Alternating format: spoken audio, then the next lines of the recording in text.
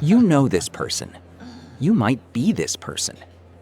These two men make roughly the same money. One of them, the room watches. One of them watches the room.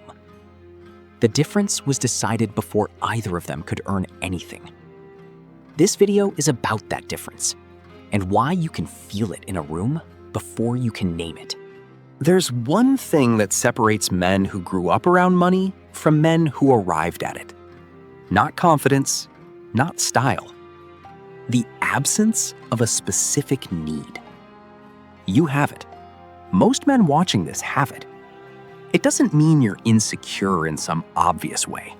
It means you grew up in a world where social standing had to be managed, actively, constantly, or you lost ground. So you learned to manage it. And that management, that low-level, permanent, mostly invisible work is exactly what gives you away. Not because they're better, because the room was never a threat to begin with. The watch. The man who grew up around money has a smaller one, older, his father's maybe. He doesn't move his wrist to display it. He genuinely forgets he's wearing it. Because to him, a watch tells time. To the other man, a watch tells people something. The car mentioned in the first 10 minutes. The neighborhood dropped before your name.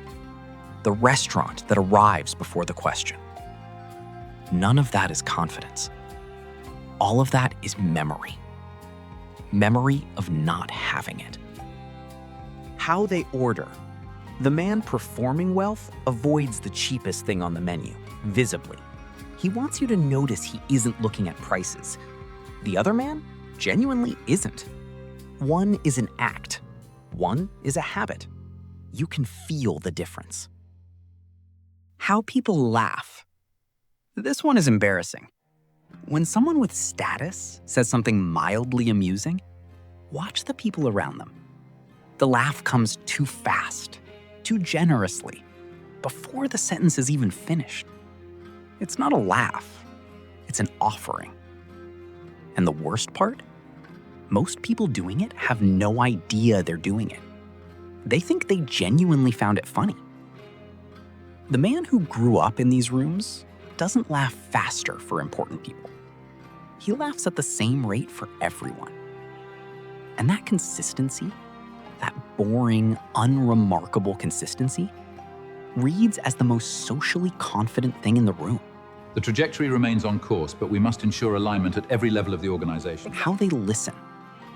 Or more precisely, how they perform listening. When a high-status person is speaking, certain men in the room visibly perform engagement. More nodding than necessary, slightly leaning in. Small verbal sounds. Right. Exactly. Just frequent enough to be registered. It's not listening. It's being seen listening. Signaling to the room, I understand this. I belong in this conversation. The man who grew up in these rooms just listens. Still, quiet, hard to read. Not because he's disengaged, because he's not performing engagement for anyone else's benefit. How they disagree. When someone who grew up with money gets pushed back on, they get curious. They don't defend. They don't recalibrate in real time. Because in the houses they grew up in, disagreement was dinner conversation. It was never an attack on their standing. For someone who built themselves up, pushback lands like evaluation. And there's a micro shift, posture, volume, speed, that happens before they can stop it. How people over-explain. When a man who grew up middle class meets someone with obvious status, he over-explains himself. Not aggressively, just one detail too many. The job title, then the context for the job title, then the clarification that it's more interesting than it sounds. The project, then why the project matters, then the name drop adjacent to the project. I understand the protocols, of course. I just felt that Mr. Sterling's approval was implicit when he mentioned my work to the board. James Reynolds, Chairman Emeritus. He's not bragging. He's filing a case. building a brief for why he belongs in this conversation. The man who grew up in these rooms introduces himself with one sentence, sometimes less. He's not being cold. He just never learned that your credentials need defending. And when you over-explain to someone who wasn't asking, what they hear isn't your resume. What they hear is, I wasn't sure I'd be taken seriously. How they leave. The man managing his status manages his exit. Make sure the room registered him before he goes. The other one just leaves. No calculation. And that man is the one people mention afterward. Here's something worth saying. Most people in rooms are too busy managing their own perception to study yours this carefully. The hyper-awareness required to decode all of this is itself a form of the anxiety we're describing. The goal isn't to become a better observer of status. The goal is to stop needing to observe it. There's a version of this knowledge that makes you more anxious in rooms, and a version that makes you less.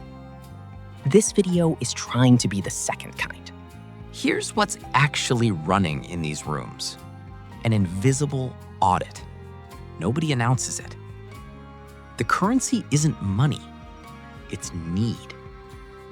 That need broadcasts in how often you redirect conversation back to yourself. In the half-second look after saying something you wanted to land, checking if it registered. That check. That half-second is your entire social history in one gesture.